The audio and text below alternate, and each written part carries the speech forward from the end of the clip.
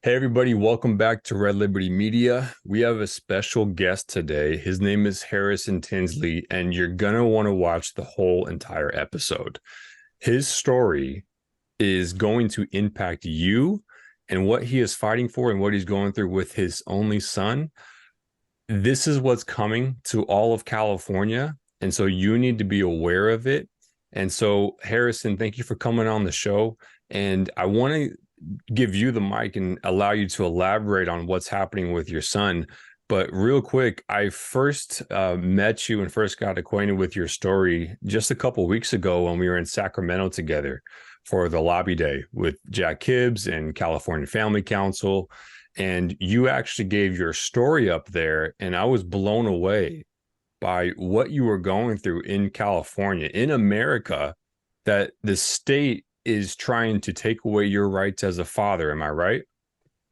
Well, thank you for giving me the opportunity to speak to you. And the state isn't coming after me specifically, but they're trying to pass bills that could affect a lot of parents if they don't go along with gender ideology. Yeah, like AB 665, where basically if you're 12-year-old, if your child's 12 years old and older, if you're not gender affirming of them, then the state can step in and remove all custody that you have over your child. But can you give some specifics about what's actually happening with your son? Well, AB 665 is a terrible bill. So is AB 957, which is the custody one. 665 is emancipating 12-year-olds just from, any mental health professional, which is horrifying because, you just get in a fight with your parents and then all of a sudden your whole life could change. Yeah. What 12-year-old hasn't been mad at their parents? Exactly. So my story starts a few years back, was in the Bay Area.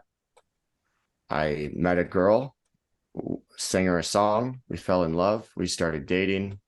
She has lots of wonderful qualities. And shortly into us dating, she got pregnant. We were both super stoked about that, which was wonderful.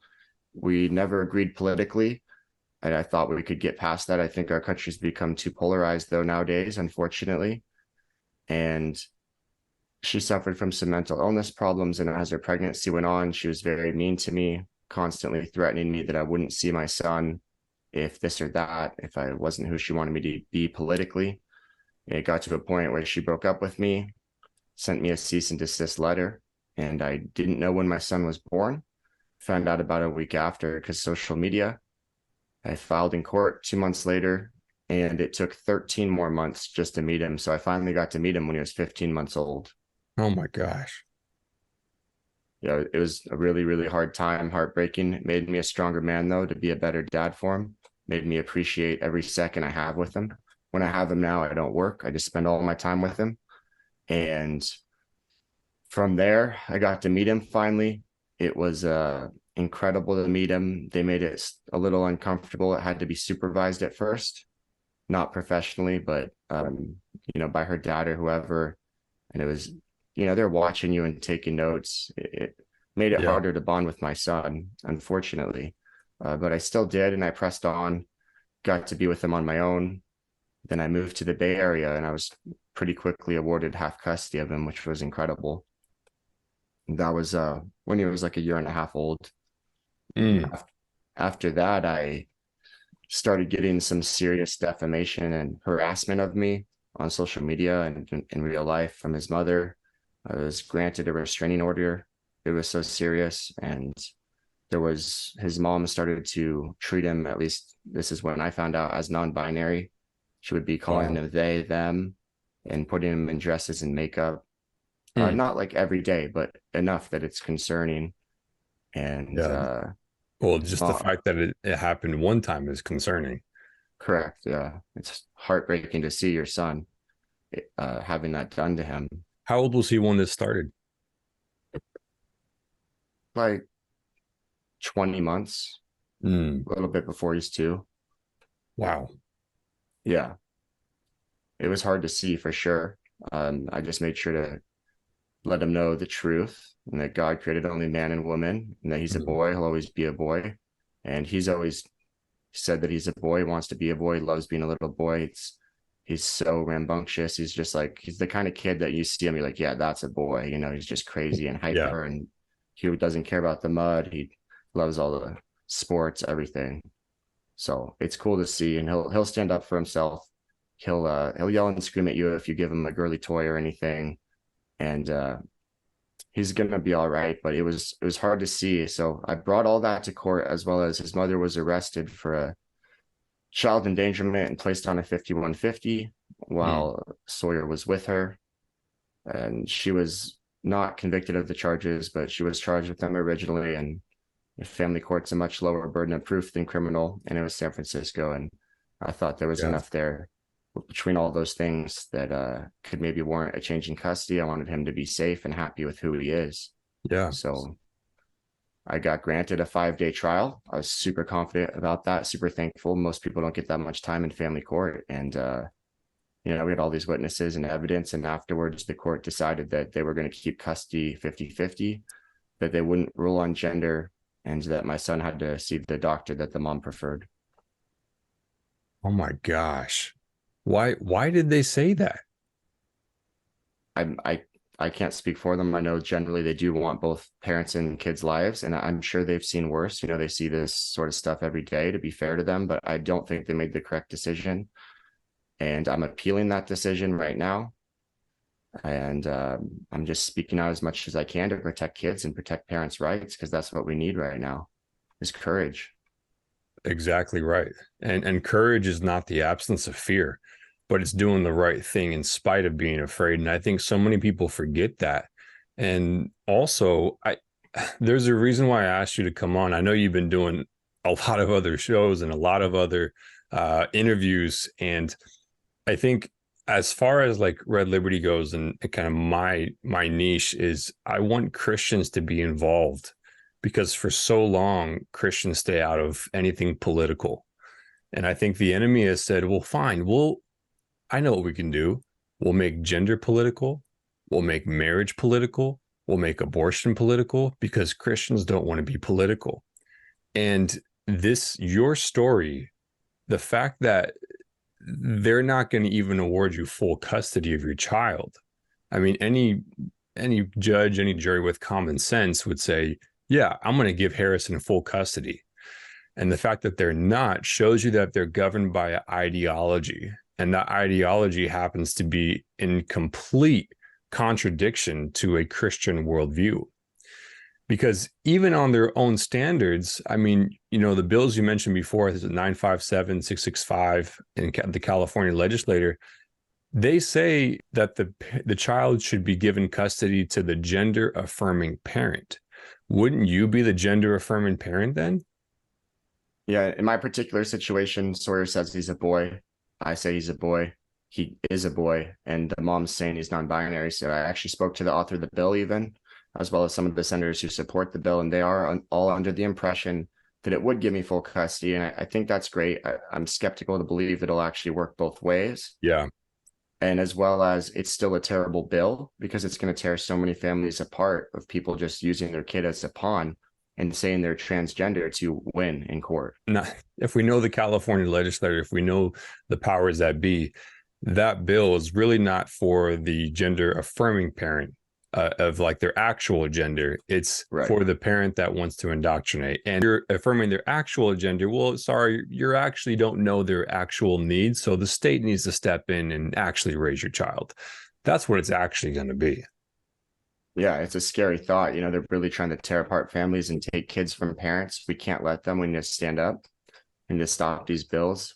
We need to sue if they pass. We need to do whatever it takes to spread the truth and to keep our kids safe. I mean, it's 100% just agree. crazy, man. 100% agree. The bills are totally crazy. There's more too, and they all involve small steps of slowly separating families. Because when you separate families, people are weaker and they're easier to control. I think it's all part of a larger movement. I completely agree. I mean, the way to break down society is to break down the nuclear family. And you see that with, bringing in more sex. So if you have sex outside of marriage, and then you have, well, we can define what marriage is. And then you have abortion. So you don't have to worry about any repercussions of sex. And That's then you right. have this final step right here, where you're actually going to separate kids from their parents. It's all logical conclusion from where our society has been and where we're going. As far as you go, Harrison, what keeps you going? How old is Sawyer now? He's 3.5 years old. He's doing amazing. What keeps me going is I was born to be a dad. I love being a dad more than anything in the world, more than I love music, more than I love sports. Being a parent's the most meaningful thing you can do in your life. Kids are the most precious, wonderful amongst us, and we need to protect them. They can't consent to these sorts of things. We have a duty as parents and just as adults to step up to help children. And I believe that, you know, children need their dads. We think we need to have dads have a fair shot in family court these days. We see all the statistics about, single motherhood homes and the effects on the kids, especially boys, being homeless or drug addicts or victims of violent crime, being in prison, etc.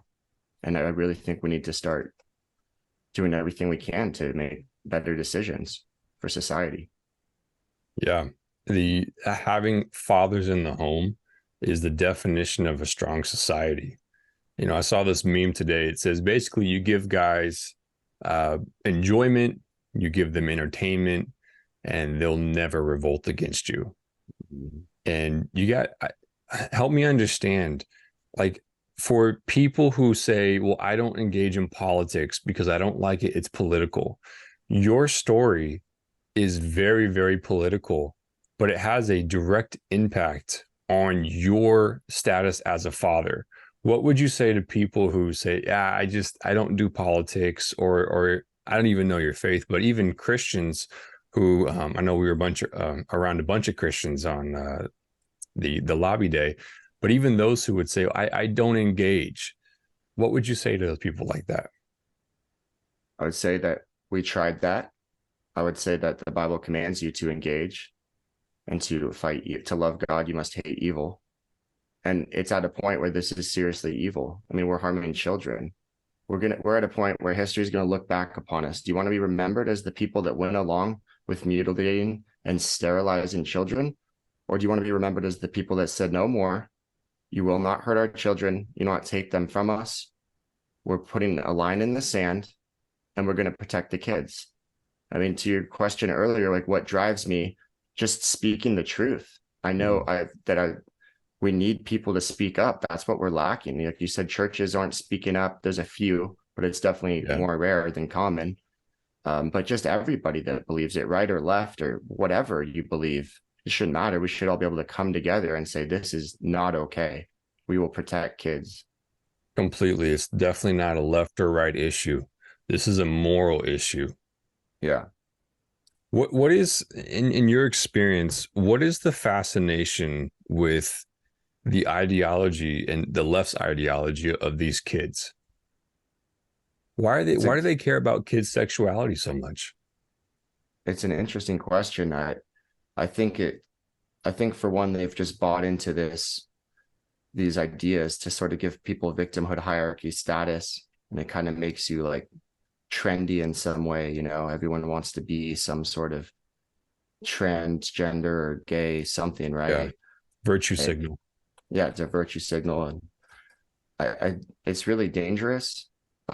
We've seen the effects and how it's just growing and growing and becoming a social contagion. And, I can't really speak for their motivations, but I'm surprised when they see people like Chloe Cole, who's amazing, come out and say, look what you did to me.